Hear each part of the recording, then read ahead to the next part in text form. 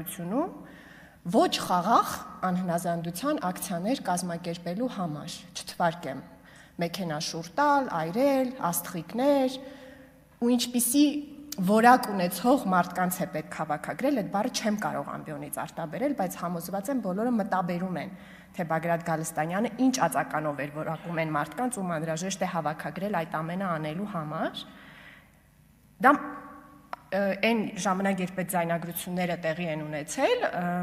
անցած տարվա գարունն է ներառում, այսինքն այն ժամանակ, երբ որ դուք բյուրո էիք ընտրում եւ դուք ասուլիսով էիք հանդես գալիս։ Եվ այդ ասուլիսի ժամանակ ձեր ասած միտքը, չիմանալով այդ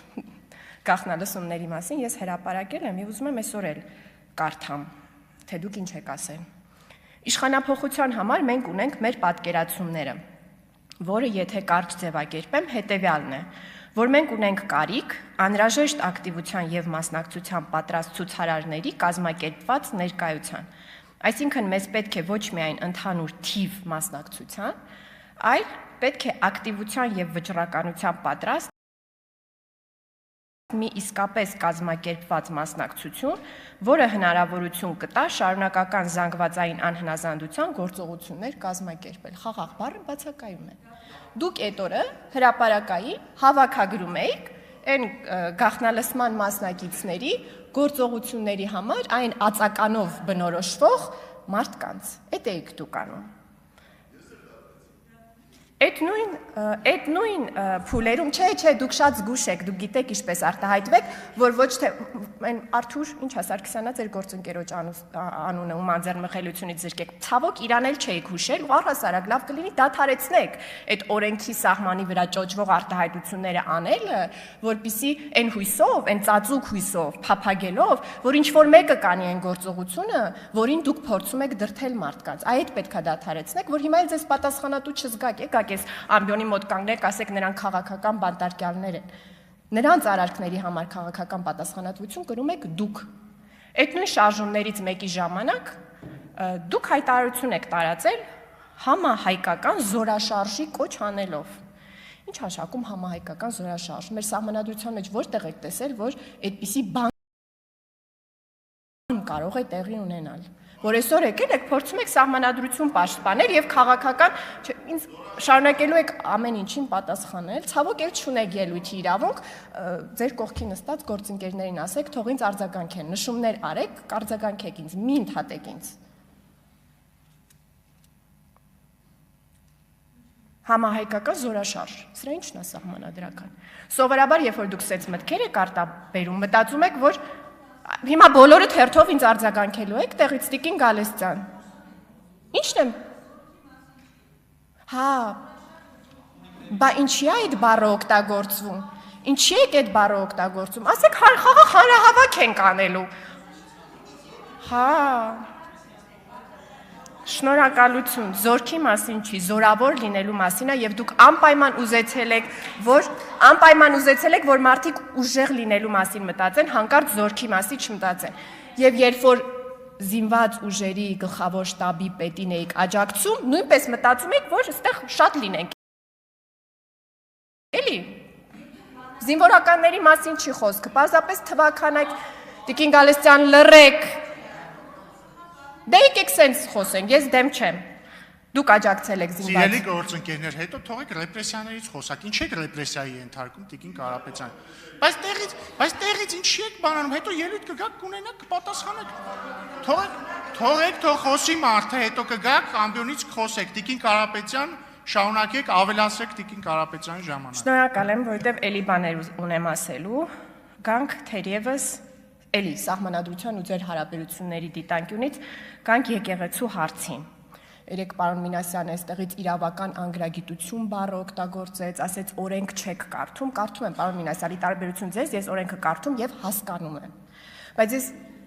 ոնց որ իմ անունից որ ասեմ, ձեզ համար համոզիչ չի լինում։ Հետևաբար ես երկար մտածեցի եւ գտա մի գիրք, որտեղ մեր սահմանադրությունը մեկնաբանվել է, այդ գիրքը խմբագրությունը գլխավոր կատարել է Գագիկ Հարությունյանը, սահմանադրական դատարանի մի նախագահ, որին հույս ունեմ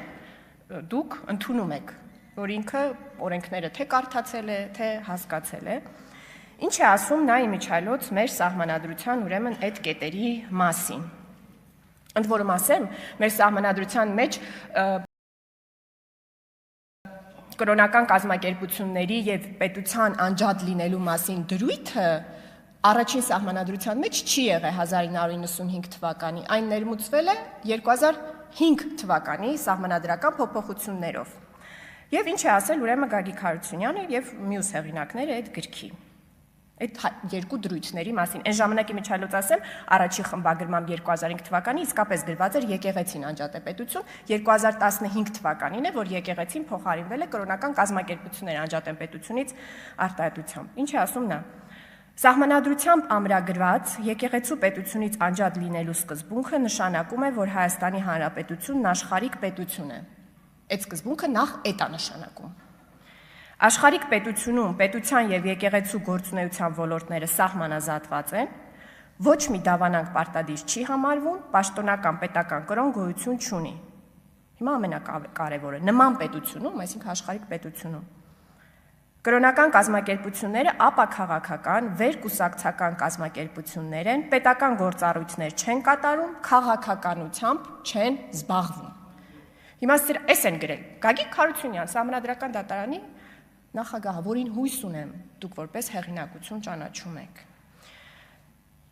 Հիմա սրանից հետո մենք ունենք այլ օրենքներ։ Այո, մեկի մեջ գրված է կրոնի եւ խղճի ազատության, որ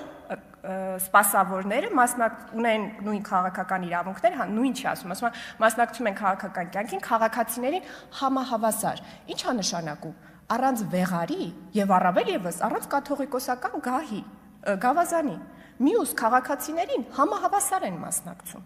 Այստեղ է խնդիրը, որ այդ սահմանադրությունը իր այդ տողով եւ իր մեկնաբանությամբ պետքա գործի, նոր դրա ներքո մյուս օրենքները կարդանք ու հասկանանք։ Մեր ընտրական օրենսգիրքը առանց կարգավիճակի, այո, վեղարները հանեն, գան ձեր հավաքներին մասնակցեն։ Ոչ թե հավաքից առաջ, որում հնչում են այդ բոլոր խնդրահարույց մտքերը, եկեղեցու անունից հովանավորեն այդ ամեն ինչը։ Այստեղ միջայլոց պարոն Հարությունյանը եւ իր մյուս համահեղինակները էլի հետաքրքիր մտքեր են գրել, ես ուզում եմ դա էլ կարդամ, որովհետև օգտակար կլինի։ Հայ առաքելական եկեղեցու պատմական դերի շեշտադրման մասին նախադասության մեկնաբանության վերաբերյալ նրանք ասում են. նման հարաբերությունների հաստատումը չի նշանակում, որ հայ առաքելական եկեղեցուն վերապահվեց հանրային իրավական կարգավիճակ։ Այն դարձավ պետական, գաղափարական, սոցիալական ոլորտներում լիիրավ մասնակից։ Ինչպես հայ առաքելական եկեղեցու, այնպես էլ այլ կրոնական կազմակերպությունների մասնավոր իրավական կարգավիճակը սահմանելիս պետությունը կրոնին եւ եկեղեցուն վերապահել է ոչ թե պետաքաղաքական, այլ սոցիալ-մշակութային գործառույթ։ Ես էլ խնդրում եմ նկատի ունենաք այն մյուս դրույթի մեկնաբանություններ առաջարկելիս։ Վերջում, պարոն Ռուբինյան, ես թույլ տվեք ձեզ հետ փոքր